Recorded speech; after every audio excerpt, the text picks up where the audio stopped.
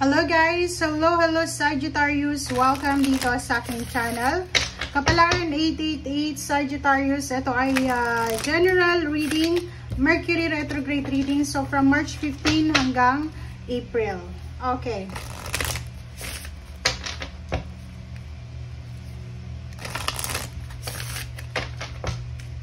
Okay.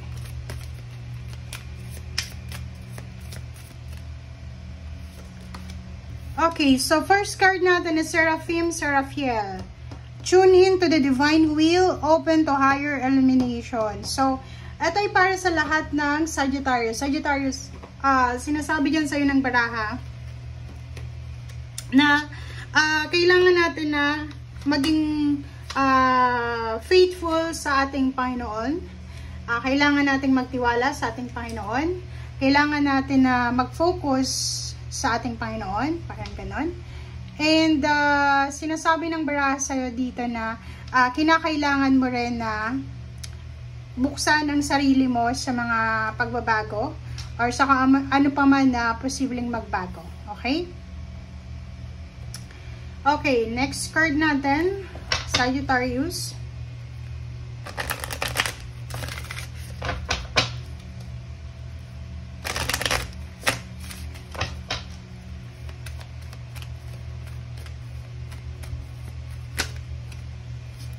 Okay, 46 Chakra Archangel Metatron.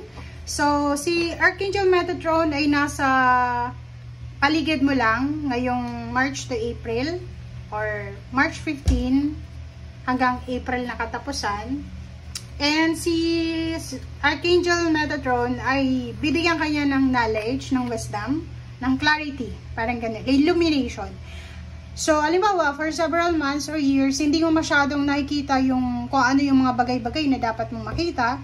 And sa 2 buwan na to, makikita mo talaga kasi parang sinasabi ng baraha na kung talagang yan ang nakadestiny sa'yo, talagang makikita mo. It's either relationship, it's either may isang tao pala na matagal nang nagkakagusto sa'yo, tapos hindi mo naman nakikita yung effort niya, yung emotion niya. And this 2 months na to, sinasabi na posibleng mag-illuminate ito. Mararamdaman mo na, may gusto siya sa akin or ganito, ganyan. Ace of Swords, sinasabi ng barahan na may good news, may information, may balita ka na matatanggap, mayroon kang mga kwento, chismis, lahat ng klase ng information ay makikita or matatanggap mo.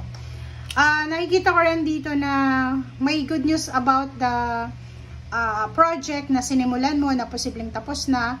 So, mayroong decision making ka na posibleng matapos na sa 2 months na to.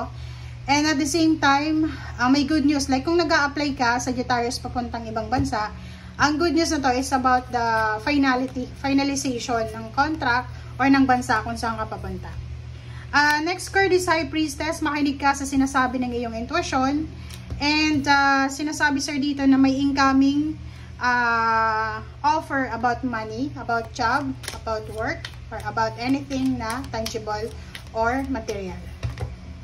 Okay, wait lang. Nahulog na. Sagittarius.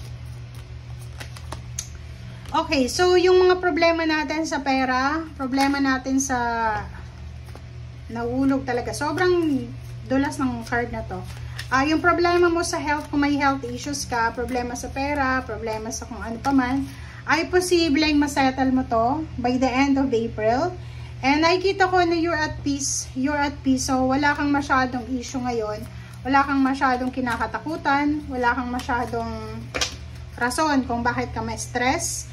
The Empress, meron kang kailangan na ayusin. It's like emotional. If halimbawa OFW ka, tas wala kang oras para sa pamilya mo sa Pilipinas, like sa nanay mo, for the month of March and April, make sure na bigyan mo ng oras ang magulang mo, bigyan mo ng oras yung pamilya mo sa Pilipinas, okay? Makakatanggap ka ng news about new babies, may kakasal kang kamag-anak, may kapamilya ka na mag-aasawa na, may namatay, parang gano'n. So, nakikita ko sir dito na may travel plans ka or may pupuntahan ka or may posibilidad na parang it's a journey, parang ganun, relocation, journey, or anything. Nakikita ko rin, may mga mag-o-offer sa'yo ng trabaho or business na pwedeng long distance. Ito long distance siya, diba? So, nakikita ko, mag-iingat ka kasi mayroon kang Capricorn na malapit sa'yo na pwedeng siya yung makapigil sa'yo. Pwedeng karelasyon mo yung Capricorn, kaibigan, kamag-anak. Pwedeng siya yung makapigil sa'yo na para gumawa ka ng action na yan. So, nakikita ko yung excitement. Excited ka para sa travel plans, para sa pagbabago. But, nagdadalawang isip ka. Okay. Six of Cups. Mayroon ditong mga mag-ex, dating magkarelasyon, na posibleng magkabalikan. Or may mga pagkakataon na, anong tawag dyan? Yung magkakaroon ng communication. So, mabilis ngayon kasi may Facebook, may TikTok, merong mga pupu, may Instagram, sa YouTube. So, mabilis magkaroon ng communication yung mga taong wala ng connection, wala ng communication. So, Page of Rods. So, nakikita ko in the near future, marami kang obligasyon na gagawin, tatapusin. So, sa ngayon pa lang, kung wala kang trabaho sa ngayon, hindi masyadong loaded yung work mo, magpahinga ka na, gamitin mo yung Mercury retrograde and then Venus retrograde para makapagpahinga.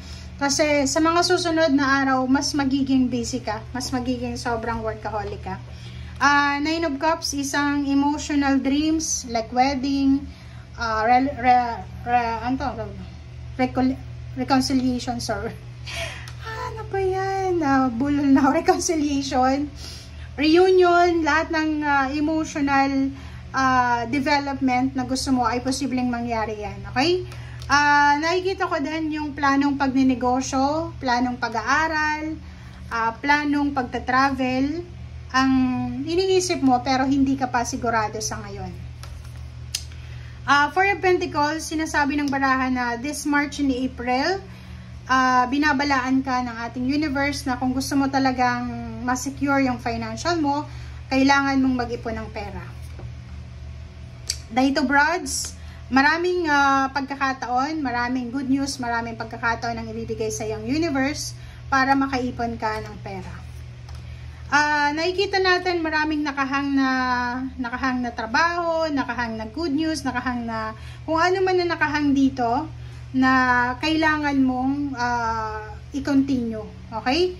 Ten of Swords, may mga emotional pain and heartaches, delays, or anything na makaka-recover kayo bago matapos yung April. And the Sun, for the month of March and April, especially sa whole month of April, nakikita ko sa iyo yung sobrang happiness, sobrang kaligayahan mo, sobrang excited ka, and fulfillment yung nararamdaman mo. Kasi parang alis na, nawala na yung tinik sa lalamunan. Okay? Thank you guys. Bye!